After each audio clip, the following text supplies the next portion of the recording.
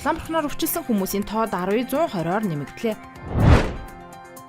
Telegram аппликейшны хуурамч мэдээллээр залилуулсан иргэн амиа хорлох гэж оролджээ. Хүүхдийн вагон орон нутгийн чиглэлд аялна. Байгаль орчны чиглэлийн лабораториудыг нэгтгэжээ. Бурайдад Монгол Оросын хамтарсан үзэсгэлэн худалдаа гарч байна. Ice Globe-ийн цөөн хормын мэдээ эхэлж байна. Улаанбарханаар өвчлсөн хүмүүсийн тоо өнгөрөгч 1 хоногийн дотор 126-аар нэмэгдэж 2422 боллоо. Мөн халдвартай хүнтэй харьцангийнх тохиолдол 1537-оор өсөж 44774 болжээ. Халдварт өвчин судлалын үндэсний төв болон аймгийн эмнэлэгт өнөөдрийн байдлаар 404 хүн хэвт эмчилүүлж байна. Хэрвээ таны ойр орчин тийм ээ халуурч байгаа. За ийм толбот гүвдрүү тууралт гарсан. Эсвэл одоо ийм ханиалгах болон за 3 сая буюу нөгөө нүд нуухтах, ханиах тийм ээ. За арын одоо шүдний ард бол цагаан цай гарах. Энэ бол өрхийн эмч бол одоо эмнэлэг зүйн үзлэг хийхдээ бол илрүүлдэг. Энэ шинж тэмдгүүдтэй байх юм бол зайлшгүй эмчид хандах ёстой.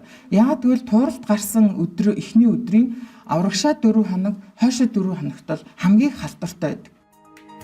Халдвар 10-аас 14 наснд хамгийн өндөр байгаа бөгөөд тэдний дараагаар 0-оос 4 хүртэлх насныхан орж байна. Мөн 5-аас 9, 15-аас 19 наснд өндөр байна. Халдвар анх бүртгэгдснээс хойш хүүхдийн амь эндсэн нэг тохиолдол бүртгэгдээд байгаа лээ.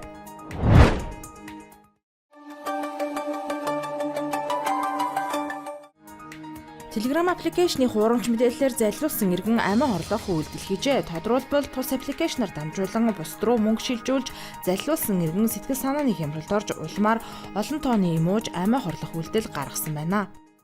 Тодорхойлбол энэ оны 5 дугаар сарын 12-ны өдөр Баянзүрх дүүргийн нутагсгэрт иргэнбэн Telegram аппликейшнийг ашиглаж байх явцдаа даалгавар биелүүлж мөнгө өсгөж аваарай гэх зар мэдээллийн дагуу холбогдож бусдад эд хөрөнгөө шилжүүлж залилуулсны улмаас олон тооны эм уусан байна гэх дуудлага мэдээлэл бүртгэгдсэн.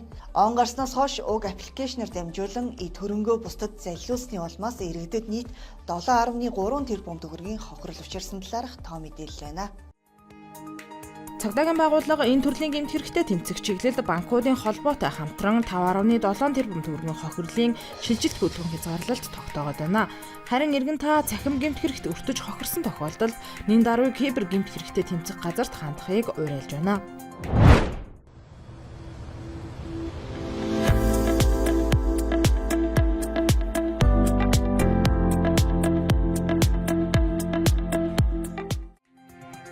Хүүхдийн вагон орон нутгийн чиглэлд аялна. Тодорхойлбол Улаанбаатар төмөр зам хувь нийлүүлсэн нийгэмлэгийн зорчигчийн вагон депо нэгдсэн үндэсний байгууллагын хүүхдийн сантай хамтран хүүхдийн вагоныг тохижуулж орон нутагт аялуулахаар бэлтгэж байна.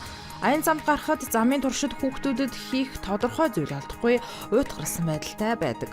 Тэгвэл тус вагонд хүүхдүүд хүүхэлдэйн кино үзэж хамтдаа тоглож цагийг зугаатай өнгөрүүлэх боломжтой. Проектор байгаа. Проектор дээр бол явж байгаа нөхцөлд бол бид нэр одоо хүүхэлдээ гаргах, кино гаргах. Тэгээд одоо энэ зөвхөн хүүхдэд зориулсан эко төрлийн тоглоомор томилсон байгаа. Хүүхдүүд бие бинийгээ хазах ч юм уу, бие бинийгээ түлхэж унгах ямар нэгэн байдлыг гэмзэн тохиолдолд одоо камерын бичлэгийг ухрааж үзэж ямар нэг эрсдэл үүссэн бэ, яасан бэ гэдгийг олж тогтоомол бас камер суурилсан. Тун удахгүй тус вагон хаанаас хаа хүртэл зорчих чиглэл хийгээд хаанаас хэрхэн суух зэрэг мэдээллийг тодорхой болгох юм а. Байгаль орчны чиглэлийн лабораториудыг нэгтгэжээ. Тодорхойлбол судалгаа мэдээллийн хүрээлэн цэнгэг усны нөөц байгаль хамгаалах төв зэрэг 4 газрын лабораторийг цагуур орчин шинжилгээний газрын харьяа байгаль орчин хэмжил зүйн төвд нэгтгэхээр болжээ.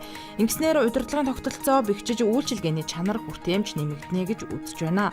Түүнчлэн одоогийн бүрдсэн нөөцөд тулгуурлан Өвнөгов аймгийн ус цагуур орчны шинжилгээний төвийн байгаль орчны шинжилгээний лабораторийг Говийн бүсийн, Ус аймгийнхыг, Баруун бүсийн, Өөрхөнгай аймгийнхыг, Хангаан бүсийн, Дархан уул аймгийнхыг, Төвийн бүсийн, Хинтээ аймгийнхыг зүүн бүсийн төв лаборатори болгон өргөжүүлэх гэж байна.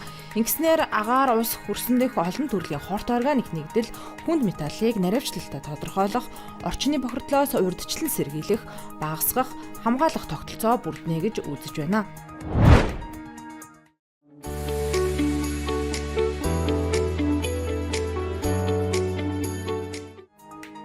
Улаанбаатар хотноо Монгол Оросын хамтарсан үзэсгэлэн худалдаа гарч байна.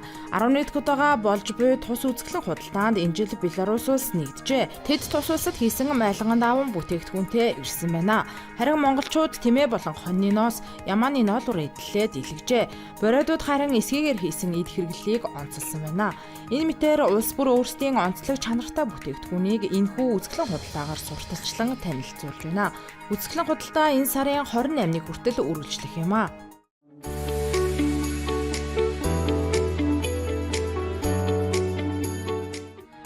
Ice Global-ийн цөөн хормын мэдээ байлаа. Ажлын амжилт хүсье.